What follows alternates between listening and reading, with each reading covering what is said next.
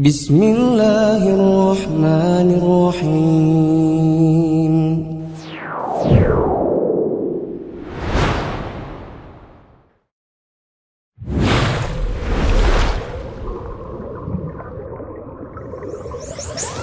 Bismillahirrahmanirrahim. Assalamualaikum warahmatullahi wabarakatuh. Alhamdulillahilladzi hadana li hadza wa ma kunna linahtadiya laula an hadanallah. Asyhadu an la ilaha illallah wahdahu la syarikalah wa asyhadu anna Muhammadan abduhu wa rasuluhu la nabiyya ba'dah.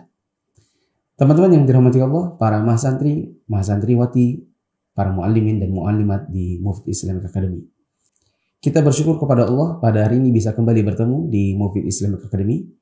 Dan mulai hari ini insya Allah kita akan masuk ke dalam level yang baru yang merupakan implementasi dari level sebelumnya saat kita membahas kitab Ensiklopedia Salat yang hanya kita ambil highlight daftar isinya saja untuk memperkenalkan kepada kita semua tentang bab-bab yang hendaknya dipelajari oleh setiap muslim dan muslimah, apalagi yang berprofesi sebagai dai dan da'iyah di dalam hukum-hukum yang berkenaan dengan salat.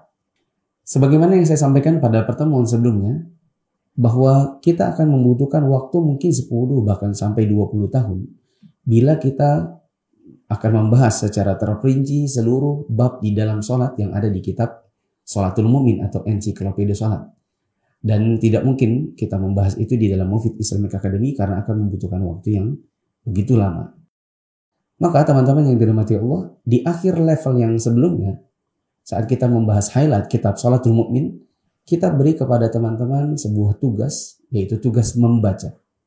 Teman-teman yang dirahmati Allah harus mau mengerahkan waktu, tenaga, pikiran untuk bisa kemana-mana, menyempatkan waktunya, ya, baik di rumah, di tempat-tempat pelayanan umum, ya, dan di berbagai kesempatan untuk bisa membaca kitab Ensiklopedia Salat atau Sholatul Mu'min dan menghabiskan seluruh isinya, karena itu adalah merupakan tiang-tiang dalam bangunan agama kita.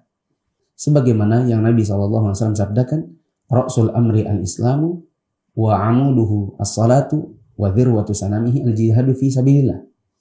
Pokok segala urusan adalah Islam, tiang-tiang penopangnya adalah salat, dan puncaknya adalah berjihad di jalan Allah. Maka dari itu, teman-teman yang dirahmati Allah, hendaknya jalankan tugas ini, karena di dalam Mufid Islamic Academy ataupun bukan, kita memang sangat membutuhkan berbagai hal yang berkenaan dengan hukum-hukum salat. Ini adalah ibadah kita sehari-hari, ibadah individu yang tidak bisa diwakilkan kepada orang lain. Kita membutuhkannya sepanjang hayat kita. Sampai-sampai Nabi SAW saja, beliau terus mengerjakan salat sampai akhir hayatnya, hingga kita pun mendapati ada dalil atau riwayat yang berkenaan dengan salatnya Nabi SAW di masa sakitnya. Selanjutnya, teman-teman yang dirahmati Allah, kita akan mulai membahas buku baru, yaitu buku Wudu Nabi yang dikompilasi dari 5 kitab ulama. Buku ini adalah buku rangkuman tentang wudu Nabi SAW yang kita dapati dari beberapa kitab ulama. Di antaranya adalah Al-Mulakhas Al-Fiqhi. Ini adalah kitab fiqih karya Syekh Shalih bin Fauzan Al-Fauzan. Kemudian Sholatul Mu'min karya Syekh Sa'id bin Wahab Al-Qahtani rahimahullahu ta'ala. Ini yang sudah kita bahas dengan bentuk highlight dalam level sebelumnya. Kemudian Sahih Fiqh Sunnah karya Syekh Abu Malik Kamal bin Sayyid Salim. Kemudian kitab Al-Wajiz karya Syekh Abdul Azim Badawi. Dan ini merupakan salah satu buku fikih yang paling banyak dibahas di Indonesia di kalangan para ustadz-ustadz Ahlus Sunnah yang membuka kelas-kelas tentang fikih yang mendasar. Kemudian ada satu buku kecil, Wudu'un Nabi. Ini karya Syekh Al-Jibrin rahimahullahu ta'ala. Teman-teman yang dirahmati Allah, di dalam buku-buku yang kita sebutkan tadi, ada bab tentang wudu Nabi SAW. Bagaimana Nabi SAW melakukan wudunya secara sempurna, apa yang merupakan kewajiban-kewajiban yang harus kita lakukan di dalam wudu, apa hal-hal yang hanya sunnah saja, di mana wudu tetap sah bila kita tidak mengerjakan yang sunnah-sunnah ini, tetapi bila dikerjakan pahalanya bertambah.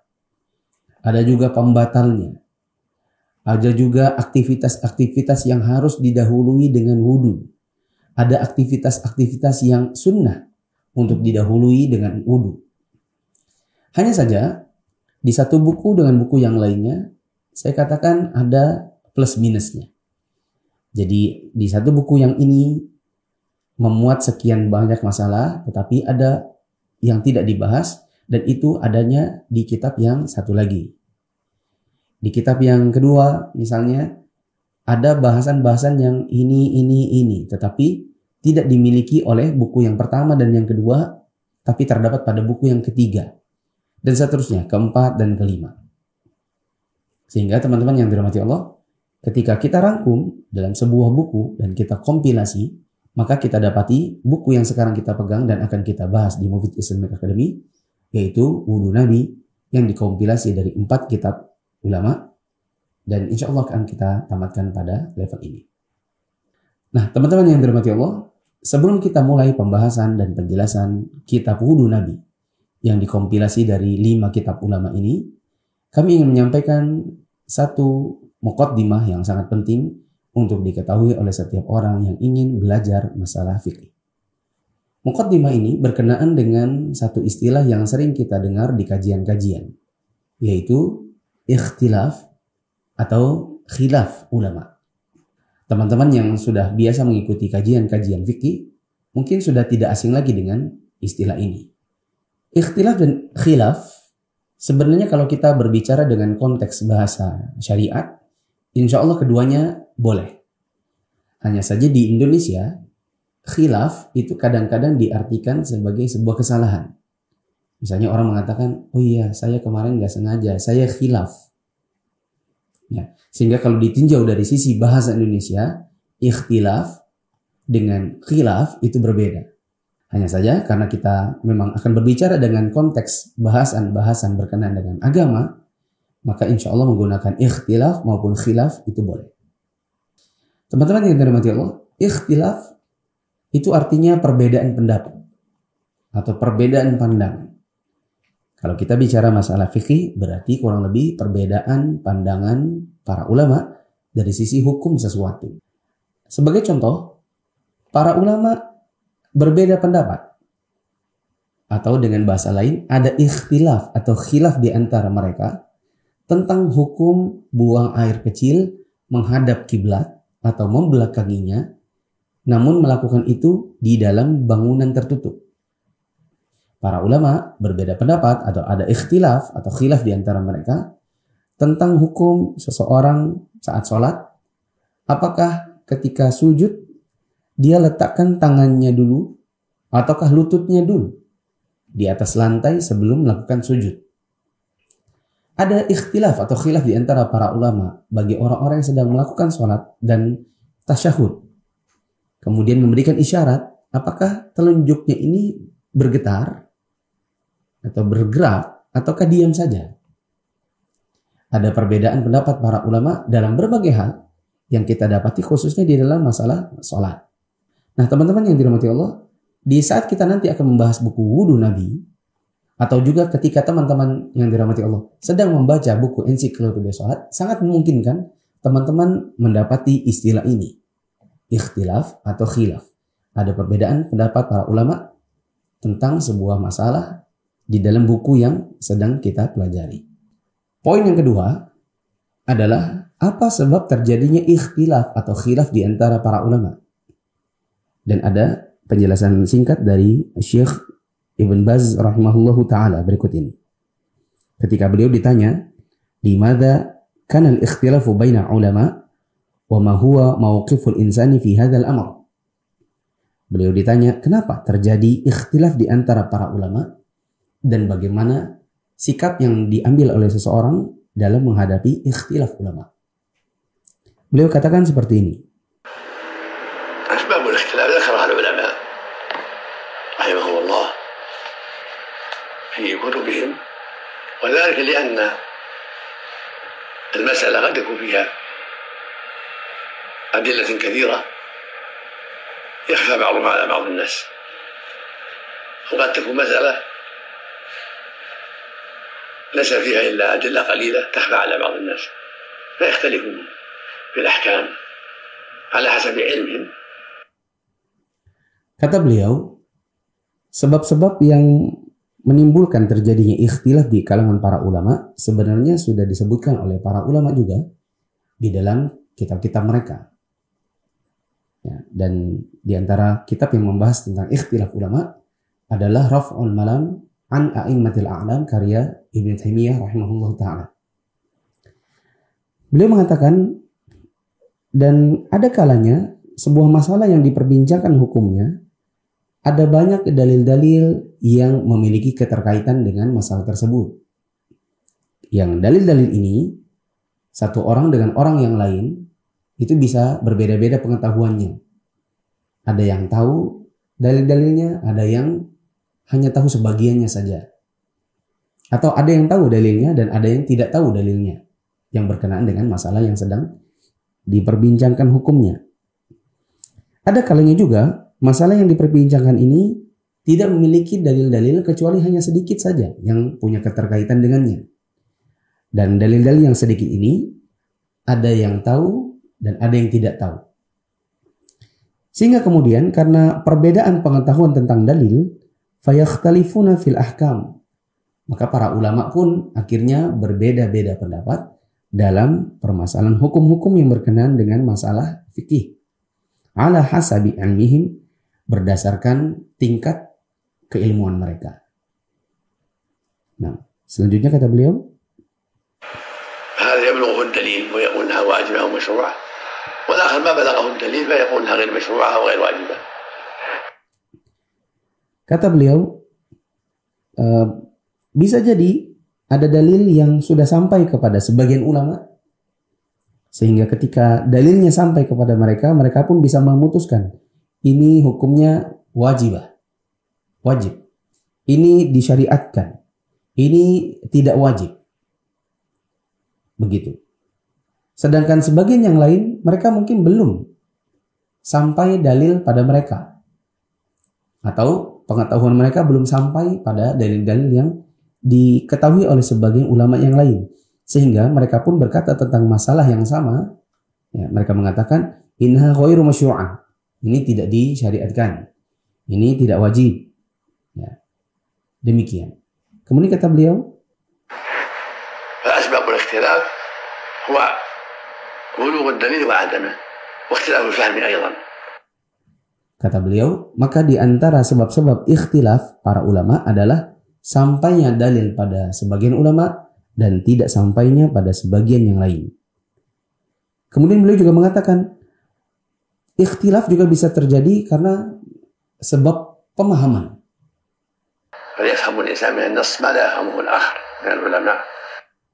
Kata beliau, bisa jadi ada sebagian nas yang dipahami oleh sebagian ulama, tetapi tidak dipahami yang sama oleh ulama yang lain.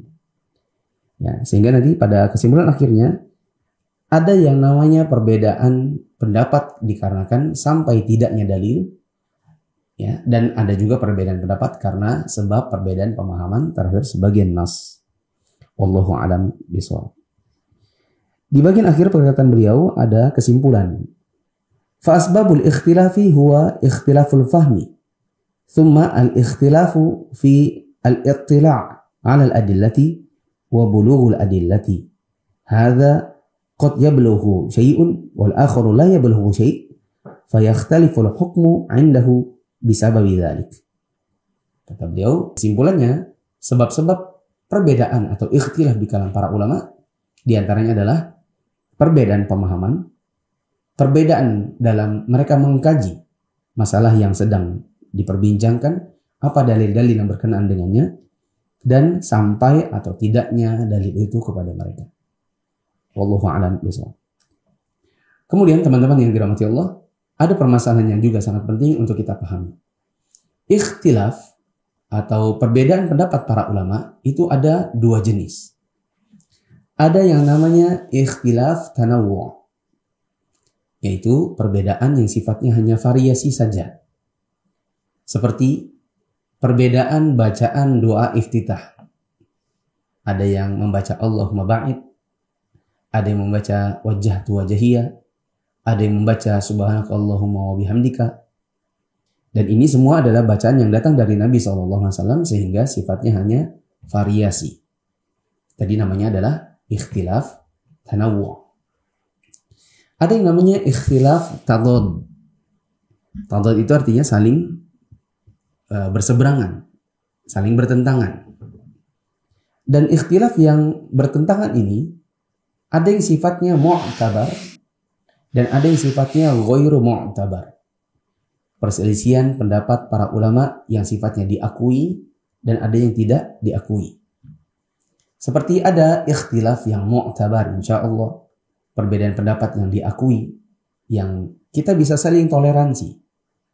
Satu sama yang lain tidak perlu saling mengingkari, atau kalaupun kita mengingkari perbuatan teman kita, sifatnya tetap menghormati, bukan dengan bentuk ingkarul mungkar.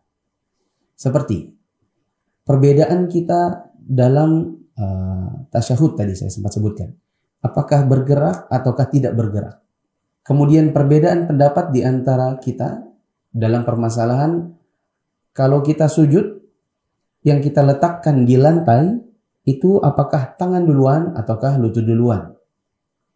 Ya, ini di antara permasalahan yang kita mungkin bisa berbeda karena perbedaan pemahaman, perbedaan ilmu yang sampai kepada kita, tetapi kita tetap bisa saling menghormati pendapat satu sama lain.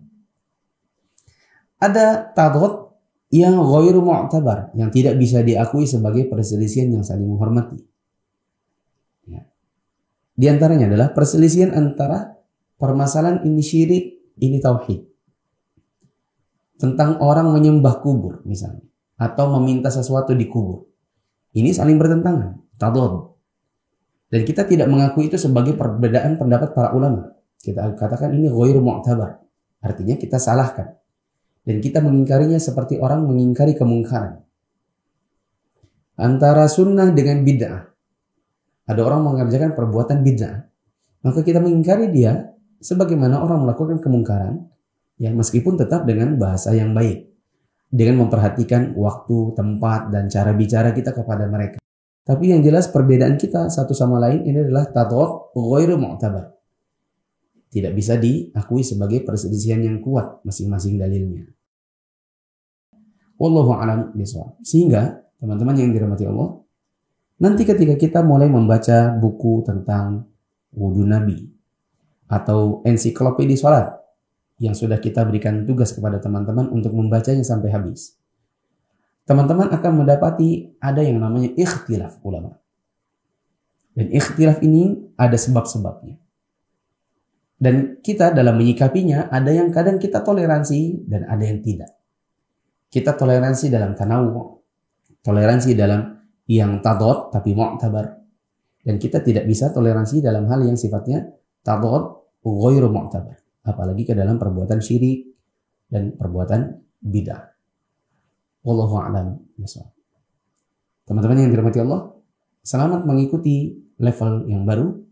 Di dalamnya kita akan membaca dan membahas kitab wudu Nabi yang dikompilasi dari 5 kitab ulama, dan semoga Allah Subhanahu wa taala memberikan kepada kita semua pemahaman yang baik, diberikan kepada kita semua pahala yang besar dari proses belajar ini, dan semoga Allah memberikan kepada kita semua keistiqomahan untuk menyelesaikan Mufid Islamic Academy sampai selesai nanti. Wallahu a'lam bishawab. Subhanakallahumma wa bihamdika asyhadu an la ilaha illa anta astaghfiruka wa atubu ilaik. Wassalamualaikum warahmatullahi wabarakatuh.